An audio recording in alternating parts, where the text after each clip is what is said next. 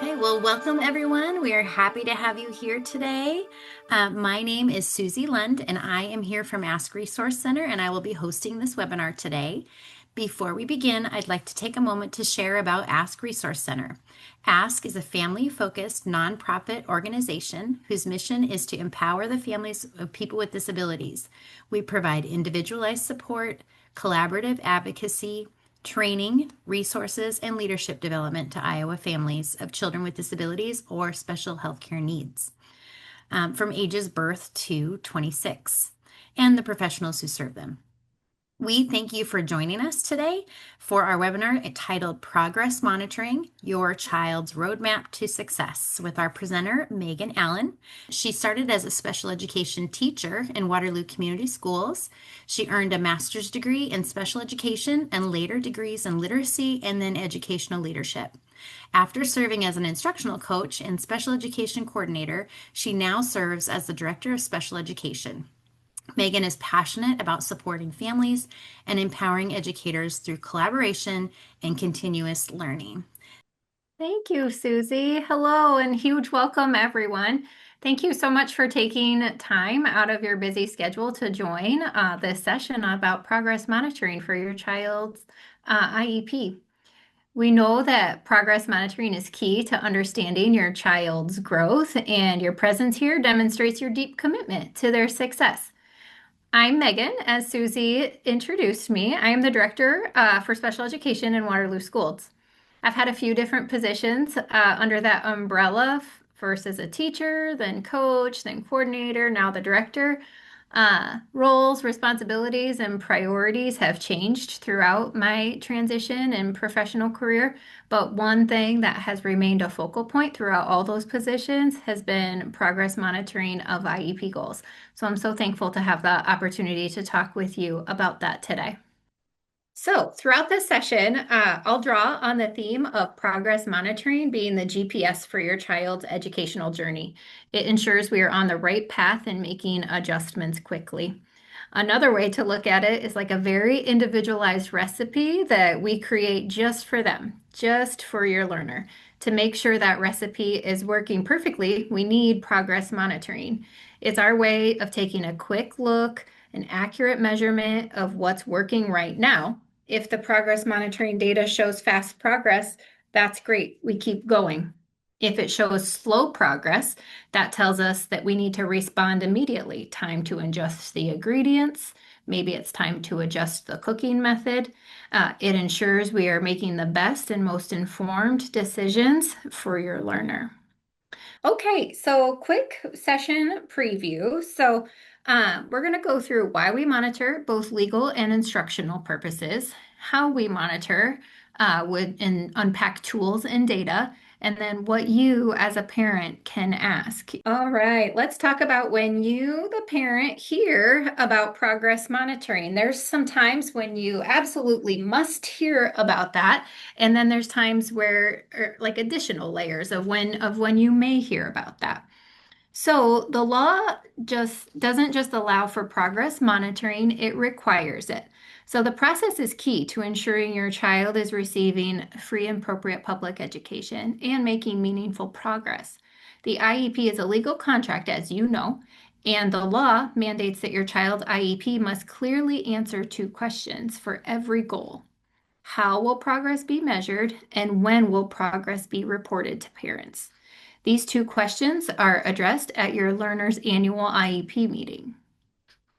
So the school must provide you with a written report of your child's progress towards the annual goal at least as often as parents of non-disabled students who receive report cards. So at your child's school, if they receive report cards quarterly, you would also receive your progress monitoring reports quarterly. You have a right to regularly scheduled updates on every goal. You can also ask the IEP team for more frequent reports. So during that IEP meeting, when you're designing goals and progress monitoring procedures, you can ask for this information on a more frequent basis, for example, monthly. That would be something that the IEP team could decide, and then that would be written into the IEP. Iowa requires that we use progress monitoring data to make instructional decisions. What this means for you, if the data is showing growth that is too slow, IEP team has a legal obligation to meet and change supports or services being provided. And the law demands a response to a lack of progress. So there could be a time when your child's IEP team is looking at data and an amendment might be needed. An instructional change that would require an amendment might need to be made. So that would be a time when you would also hear about progress monitoring. Okay, IEP and progress monitoring data is handled through our system called Achieve. The progress monitoring procedures is going to explain how often and how we're going to collect the how we're going to collect and then make it visual on the graph. If you haven't heard about the Achieve Family Portal yet, that's a great tool for you to see live time progress monitoring. So I highly suggest signing up. If you're in Achieve Family Portal, I'll talk about that a little bit later, but that would be a time when you can check in on your child's IEP progress monitoring at any point. So if a teacher is entering it every week, you can access your parent portal and check in on your students' progress every week. Okay, and then the last thing I wanted to make you aware of is that there are some times when a teacher might make a very small instructional change to how we're collecting progress monitoring or how we're delivering instruction. It might be so small that you aren't going to hear about it until the next IEP meeting. But I'll show you later on a slide how we talk about those things or how we as the educators can reflect those in the IEPs through comments and phase lines. So I have lots of examples to show you as we move throughout. Let's talk definitions. I like to refer to both prongs, both legally and for instructional decision making. So, progress monitoring is the practice of repeatedly measuring a student's performance and the specific skills being taught to determine if the intervention is effective. It is also required by the law IDEA to measure progress on every measurable goal. So there's a couple misconceptions about what progress monitoring is. So the first one, progress monitoring is just grading. That's not true. The reality is grading measures mastery of taught content against peers or standards. Progress monitoring measures the rate of skill acquisition over a single skill, like what we're teaching in an IEP goal, and to assess the effectiveness of the intervention. Grading and progress monitoring serve two different purposes. The second misconception is that you only need to check in at the end of the semester. The reality is that infrequent data, for example, 3 times a year, only documents failure. It doesn't give you enough time to adjust and course correct the instruction. So more frequent data collection and progress monitoring is essential to make instructional changes. Okay.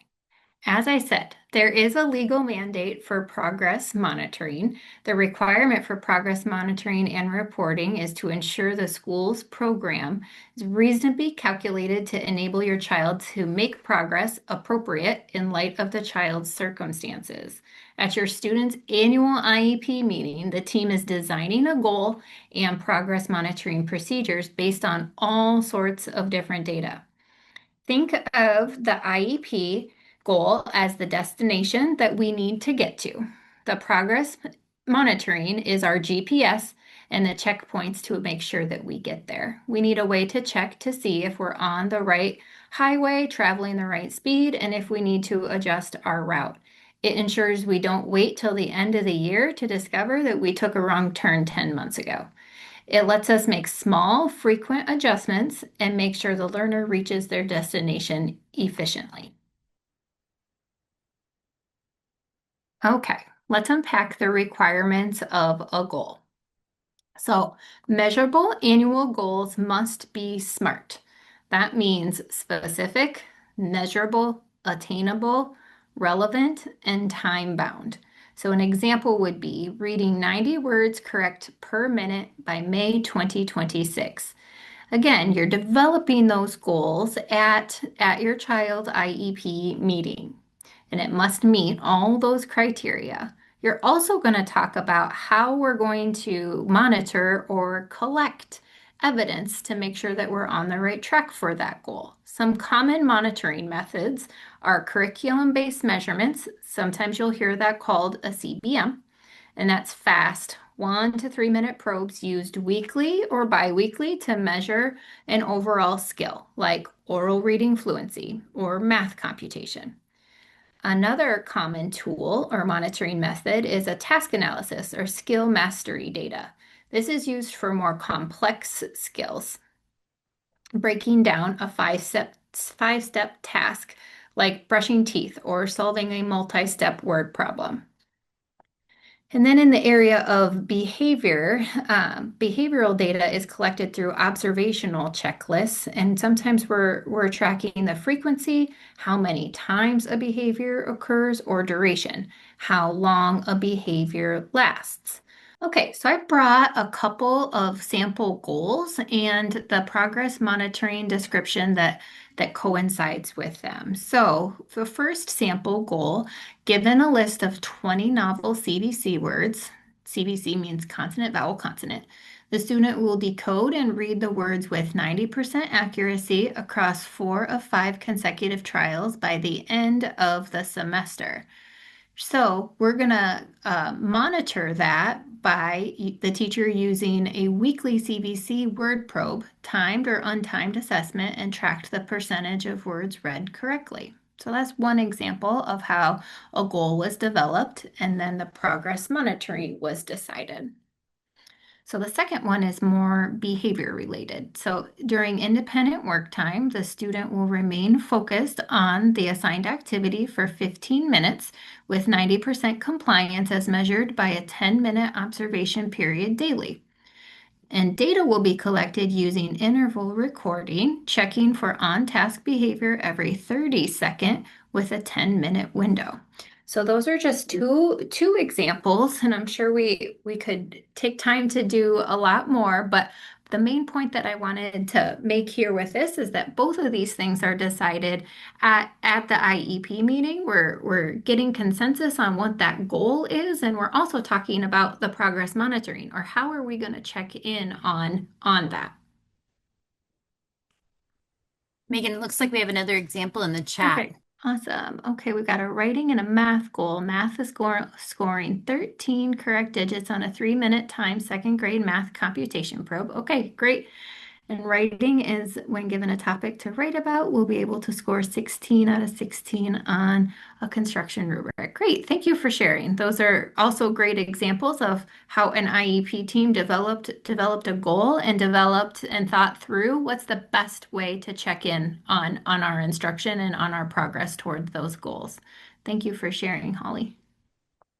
Okay, this is probably under the umbrella of progress monitoring, my favorite part. So we're not, as teachers, we're not just collecting the data and entering it into our Achieve system, right? Like we have this whole process to analyze the data and really unpack what's the data telling us. So those are called decision-making rules, and we lean into a couple of different ones, the 4-point rule and also a trend line analysis. So I'm going to explain the difference.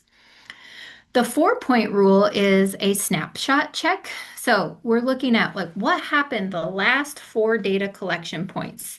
This is simple. It's a quick check the team uses to see how your child compares to the goal line. The school team has set a goal line on a graph, which is the path of progress their child needs to follow to meet their IEP goal. The 4-point rule uses the last 4 data points or scores collected to decide whether we should change, keep, or increase the current teaching intervention or the current teaching plan. The trend line analysis is a bit more sophisticated. It's a more long-term look at your child's progress.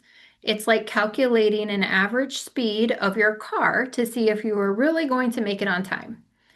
We're looking at, is the overall teaching plan working to get us to the end goal on time? A trend line is a single straight line that is mathematically drawn through all of your child's progress data points or scores collected so far. It shows the student's actual rate of improvement over time. The team compares the trend line or the actual progress to the goal line, which is the expected progress, to make a decision. Both tools give the IEP team and you, the parent, clear data to know when and how to adjust the educational path or plan so your child gets the most effective instruction. Decision-making rules help us kind of zoom out, right? And get off of that one little data point that we could unpack. This kind of is a way to zoom out and look at the progress overall, not just the individual data points. Don't stress if a goal was just developed in a team meeting and the team isn't immediately responding to individual data points. Sometimes it takes 6 to 8 data collection opportunities for a trend to be calculated.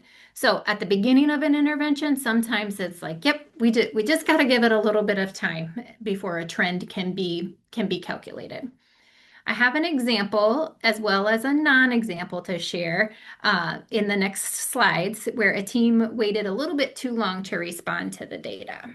Okay, so this first graph I want to talk through with you. There's a lot going on, so I just kind of want to read through and unpack what you're looking at here. So this would be a graph that comes home with your student's progress report. Again, same time as report cards come home, unless your team has decided that we're going to send them more frequent, or we're going to check in on progress more frequently. So this is an example of a graph. The goal line or the destination is the line usually located across the top of the graph, often marked by the highest number on the vertical axis. So if you're looking at this one, that'd be that blue line that shoots straight across the number 30. This is the score or level of performance that we all agreed on at that your child needs to reach by the end of the goal period. There's an aim line and that is this green line. Okay, so this is the expected route that your progress should travel on. The aim line is a straight line that starts where your child is performing right now. So at their baseline, that's where that green dot starts, and draws a perfect path straight up, meeting the goal, eventually meeting the goal line. The aim line is ideal. If your child were to learn at the exact pace that we predict, their scores would fall right along this line. It shows us the minimum rate of progress needed to reach that goal on time. All right, now look at the learner performance dots, which are those black dots that you see. These are the individual dots or points plotted along a graph. Each dot represents a specific measurement taken on a specific date. The dots are the actual measurements taken every time a teacher checks your child's progress. Each dot shows exactly where your child was on that specific date. We are looking to see if those dots are generally above or below the aim line.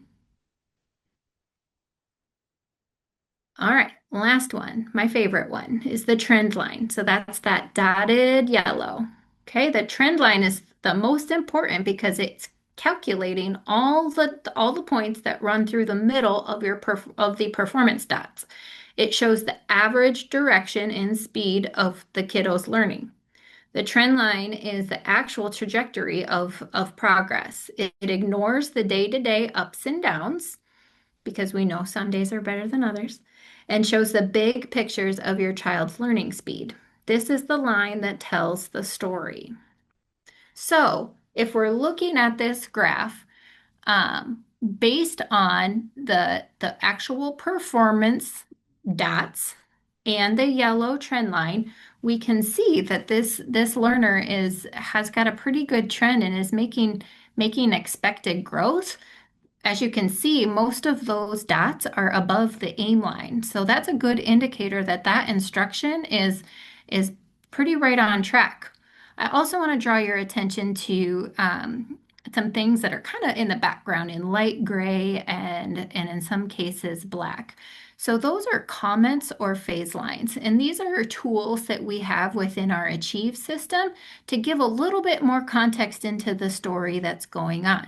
So you'll see like break began or break ended.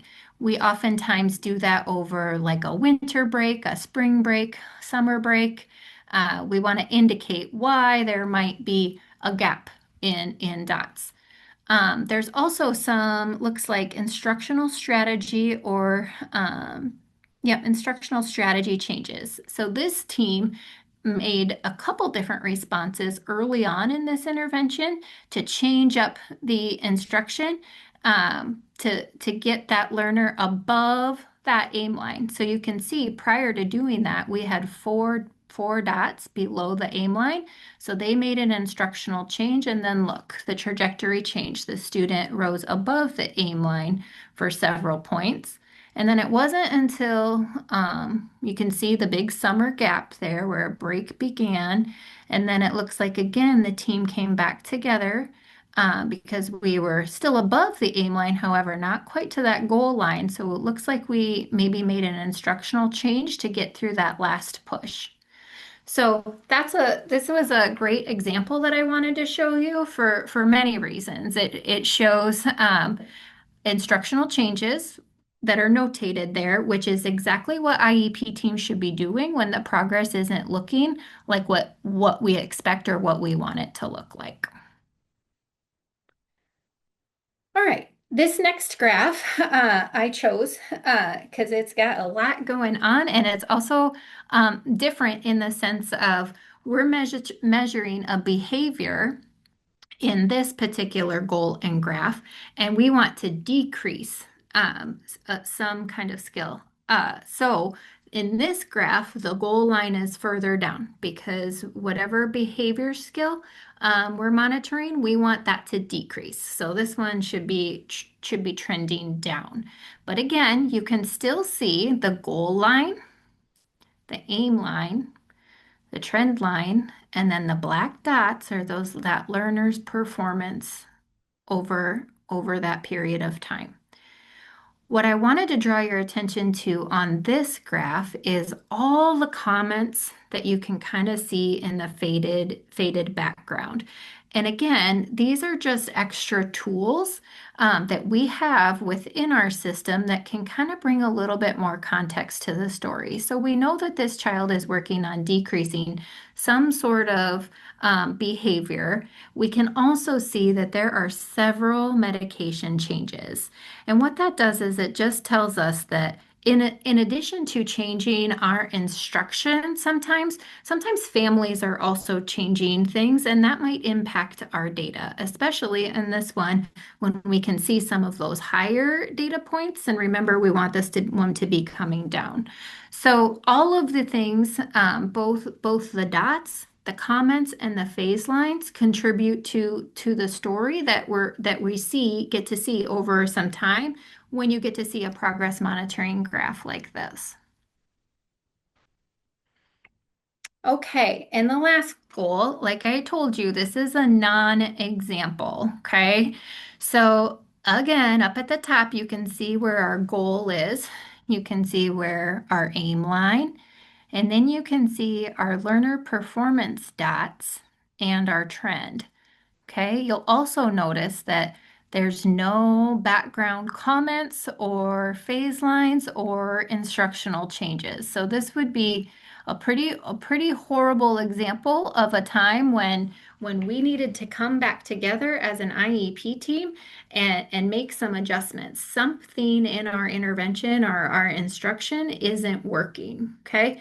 So I just wanted to show you that as a non-example, like I said, and also if you were to ever receive a graph like that for one of your learners, I have some conversation starters in a few different slides that can help you bring this up with your school team if they aren't bringing it up to you first.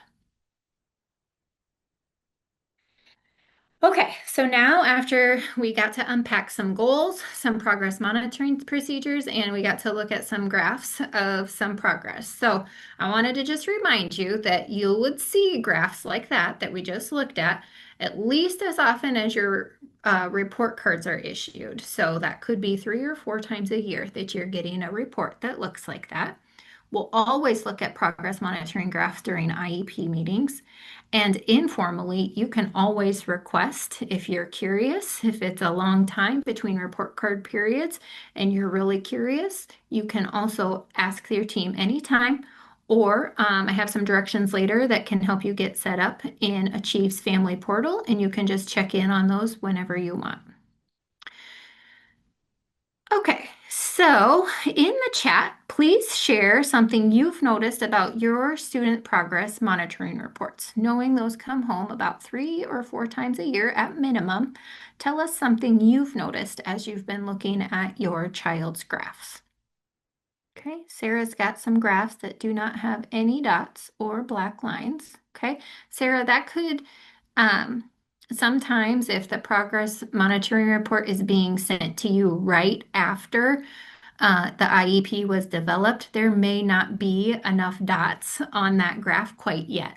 So if your IEP was just developed, that could be a reason why there's not actual like a great deal of performant or learner performer dots, but definitely something that you could ask your child's teacher as to why. Then Kimberly says, looking at all of the graphs from the last report, the trend lines are all going down instead of up. So Kimberly, we that would yeah, that would be a good time to ask some questions from your student's IEP team if our trend lines are going down. Unless it's sometimes, like I said, a behavior goal. If it's a behavior goal, sometimes we write those to decrease. So sometimes a downward trend is what we want to see, but not always. Okay, so this slide is right here. Oh, we got one more. Sarah, and the actual progress report and the goals are not written out in full in Achieve. So Oh, so maybe you're when, not seeing all the verbiage of the goal, perhaps. okay, I didn't realize that. Full transparency, we are still learning and adjusting to all the new things in Achieve, but that feels like something that yeah, you're correct. You have to go back into the IEP to cross-reference the goals.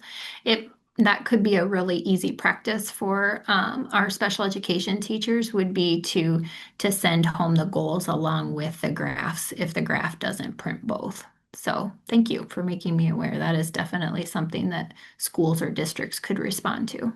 Okay, so at Kimberly, they are academic goals. Okay, yeah. At his annual review for next year, the team isn't discussing his past progress monitoring at the meeting. Okay, that's a great one. So here are some just general conversation starters like that you can use. So if you aren't getting or if you want your child's progress monitoring reports more frequently, you can always ask your child's teacher to show you the most recent progress monitoring data and graphs. A great question is my learner on track to meet each goal? Is my learner making expected progress?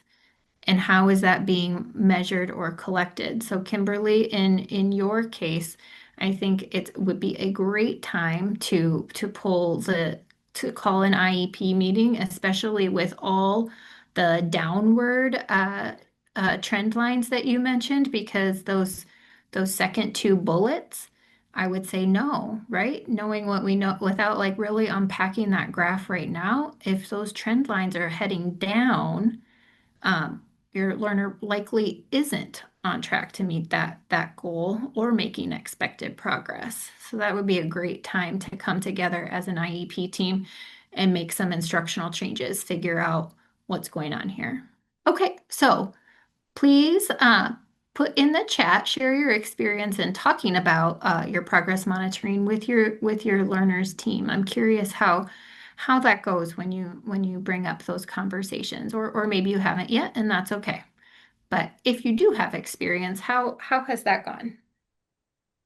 I can see how people would really appreciate these questions, Megan. Having those in your Good, pocket when we come to IEP meetings and deciding, good. having some questions. So Kimberly says, so if he hasn't made progress on his annual goals over the last two IEP years, what do we as parents say to the team without being accusatory? That's a great question, Kimberly. I think if he's not making progress on his goals, I'm wondering if we have the first thing I'm wondering is, are we tracking like the right thing, and are we focusing on the right skill? Because if we are focusing on the right skill and for 2 years we're putting interventions in place, we should definitely see some progress. I'm also, the next thing that makes me wonder is when we talked about the goal and when we're developing that goal and we have a destination that says where we want to go, I'm wondering if that's too far away. If we haven't made progress towards the goal, is that the right endpoint? Maybe we need to back map a little bit more and find something more attainable. Remember the A in SMART goal or stands for attainable. So I'd really question that or ask that question of, is this attainable for my student, and based on what? So Sarah says, my team has always been responsive to answering my questions when I do not understand what the progress monitoring is showing. I also know that it is a struggle when one teacher started the goals and then a new teacher the following year is left to interpret how it was done in the past. Yeah, we talk about that all the time as kids transition different schools or different rosters. There are other parts of the IEP that really speak better to it than this section that we're talking about today of the progress monitoring, but there is a whole section within the IEP that talks about, I'll just use reading for an example, in the domain of reading, your learner might have lagging skills in several areas of that reading, but how are we going to determine as an IEP team what to teach and also what to monitor? So lots of times we can teach a variety of reading skills, right? Like we might focus on decoding or even comprehension in our small group instruction, but we're going to choose one thing to monitor to make sure that we're making progress. So that's always tricky, right? That's always a little challenging for IEP teams. We have so much data everywhere. We have so much data that tells us how your learner is performing. It really is an art to triangulate all of that information and determine one IEP goal in the area of reading, and what are we also going to monitor. So I'm thinking, I gotta go back and read that question. That's losing my train of thought.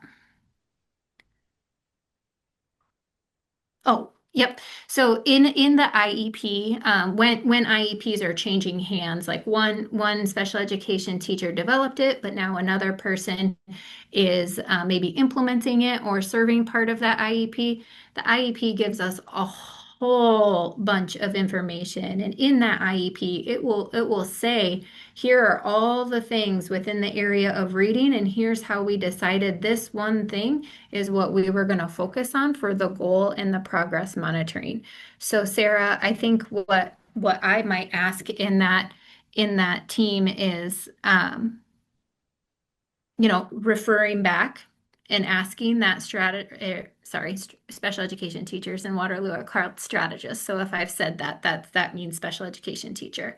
I would really ask that special education teacher, like looking at all of this data, what is the best skill or the best goal to teach to, and how will we know that that's attainable for my student? So it's kind of a heavy answer, but it's really leaning into all of that data and looking into the last IEP to think through, okay, how did they decide that it was this thing? And helping the next special education teacher honor that that's what that team really, really thought that the student needed to work on. All right, are you ready for the next slide, Megan? Yes, I think I got to all the questions that came in Okay, the chat. great. Okay, so you've heard me talk about Achieve's Family Portal many, many times this morning. So this is a newer feature, and there are so many benefits. So within Achieve or an Achieve Family Portal account, you can access information to support your learner's development, and you can access that all instantly and electronically.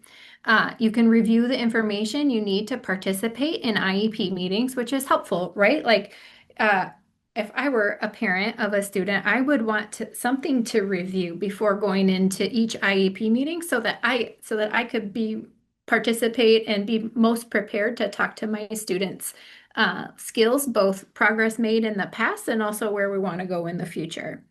You can download and print your child's records at any time. You can see accomplishments in real time progress towards those outcomes and goals. You can receive meeting notices and view a calendar of your learners' upcoming meetings. You can view and sign consent forms. You can complete family engagement surveys. Just so many things that are accessible through the Achieve Family Portal. Once you've provided consent for your learner to have special education services, and provided your team with your email, you will get a email from, it'll say no reply achieve at iowa.gov, and that'll be inviting you to create your Achieve Family Portal account. You can click in your email to start the registration process. You will need your learner's last four digits of their state ID number, and your child's roster teacher or facilitator, special education teacher will be able to get that for you. So it is optional. It is just Achieve Family Portal is a choice, and you get to choose whether or not to create an account.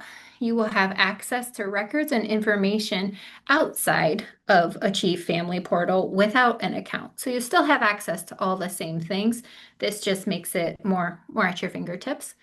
The portal does not replace person-to-person communication and collaboration with IEP teams.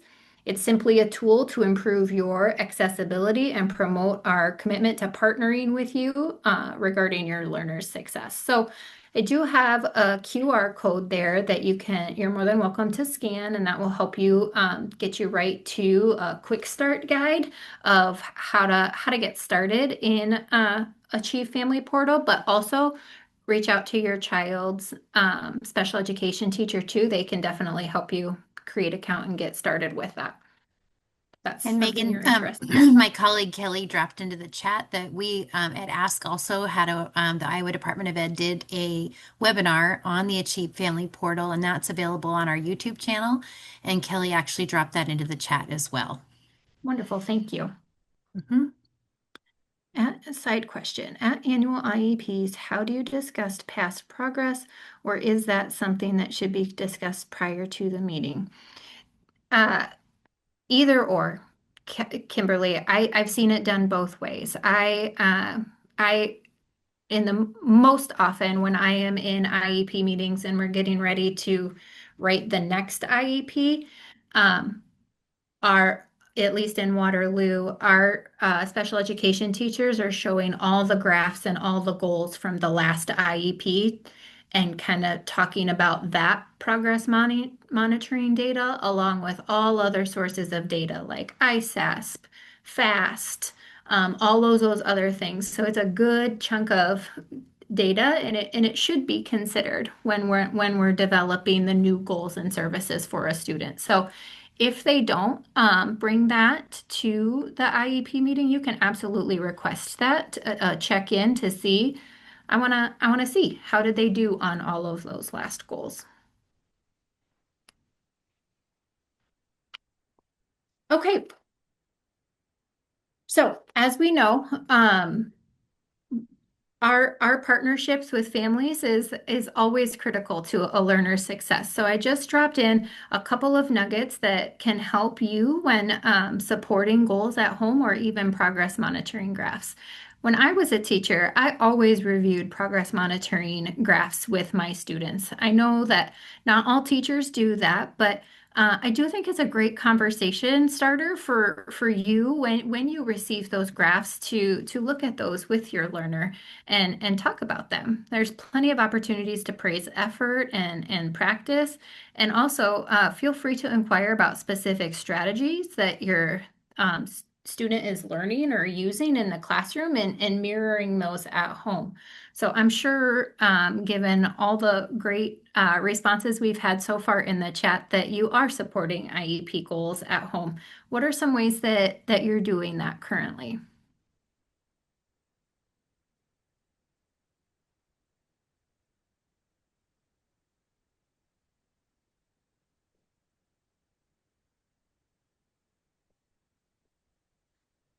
Virtual wait time is so hard for me. I always say I'm a special ed teacher. I have good wait time. So, okay, here's one. Honestly, we focus on effort versus meeting the goal. As long as our kiddo is making progress and trying her best, that is all we want. I love that.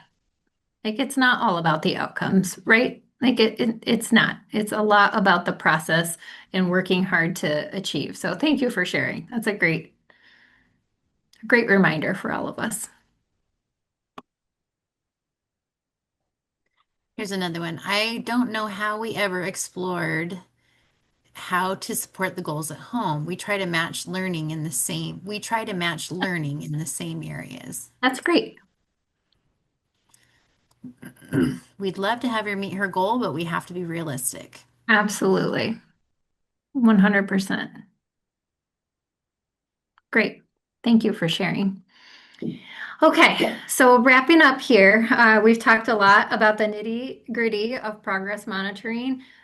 Key point or key takeaway that I want you to leave with is that it guides and supports your students' progress.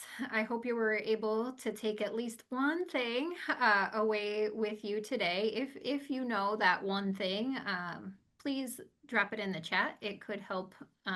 It definitely helps me as a presenter know, but also it might resonate with another participant here today. The rest of the time I have for Q&A. If there's any questions that you didn't get answered that you would have liked to put in the chat between all the opportunities to share and that didn't come, I'm happy to do that now.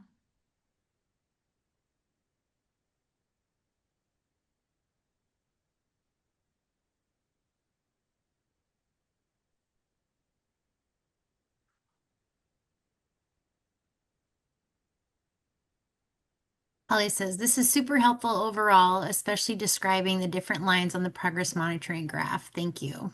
Good. Good. I'm glad to hear. I love looking at graphs. Gosh, that is just a great part. Yeah, I think something that you really hit on, Megan, that resonated with me was um, just the obligation to meet and look at what's going on versus, we're not going to make any guarantees of progress, but we are going to be looking at what's going on if there isn't progress. So I really appreciated Absolutely. that. Absolutely. Here's a question in the chat. How would you address with a team when you have not received the progress monitoring from this last trimester? Yep. I think I would lean into that number one that I put as a conversation starter, Sarah. Just a simple question. Can you show me the most recent progress monitoring data and graphs? Um, maybe Sorry, I'm trying to find it. you're good. There it Here. is. Yeah. That one. And then it is completely appropriate to remind the your child's special education teacher that um, you should be getting those when they're getting their report card, again, at a minimum. But if that continues to be a problem, you can always request more frequent reports, receiving more frequent reports at an IEP meeting. We have lots of families that request at least monthly progress monitoring reports. Even if you, Here's a oh, go ahead. Just here's a question in the chat. Remind me, was it a concern if there are no black vertical notations on the graphs beyond breaks?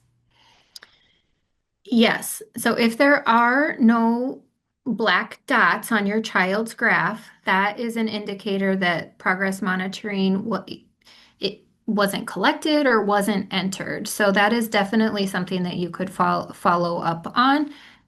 You're not going to see them in between those break lines, but definitely on the outsides of those break lines, you should absolutely see some black dots. I just given a caveat to depending on the time of year and how developed the IEP is, I brought graphs here today that we got to see a whole year. If your child's IEP was just developed last month, you may only see a couple of dots. You may not get to see as many black dots as my graphs that I looked like today. But if there are no black dots and no black line connecting those dots, your question to the team could be, why don't I see any black dots, or where is the progress monitoring? How are they currently performing? And this could be relate to the gray vertical lines too, in which case there may not have been instructional changes. Is that accurate? Yep, yep. So in on those graphs that we saw where they said like break began or break ended or instructional strategy change, sometimes we don't need those, right? If they're traveling, cruising right along that aim line, you may not see any instructional strategy or procedure changes. But if they're not, if they're below that aim line, we should definitely see some comments or some phase lines. That's where we're looking for, okay, how are we responding to this data?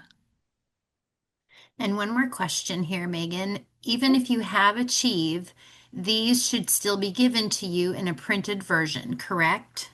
Yes, unless you've told the team that you now have achieved and you don't need those anymore. That is your call as a parent that you can make. You can say, "Yes, I still want those sent," or you can say, "Nope, I can access everything I need and achieve.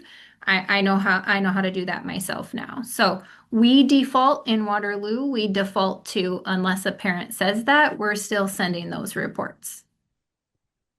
Thank you.